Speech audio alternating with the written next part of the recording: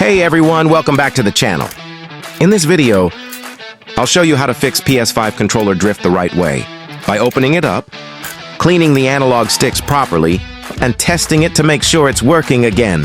First, turn off your controller and grab a small screwdriver. Carefully remove the back screws and gently open the shell. Take your time so you don't damage any cables inside. Once it's open, you'll see both analog stick modules clearly. Now take some ear wool or a cotton swab and dip it slightly in isopropyl alcohol. Gently clean around the base and inside the edges of both analog sticks. That's where most of the dirt and dust build up. Move the sticks in. Circles while cleaning to make sure the alcohol reaches every side. Recalibrate 0, 55, 110.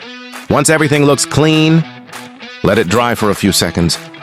Then put the controller back together and tighten the screws. Now connect your controller to your computer and recalibrate it to check if the drift is gone.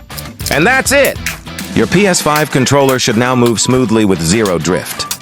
If this helped, hit the like button, subscribe, and drop a comment if it worked for you.